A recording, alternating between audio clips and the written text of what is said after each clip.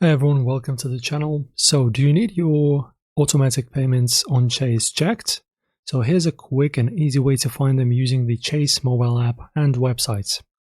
So guys, this takes only a few seconds. It's very easy. So if you're using a mobile app, open the app and log in, tap on the account linked to your automatic payments, select the payments and transfers on the bill and pay, look for automated payments or recurring payments to see scheduled transactions.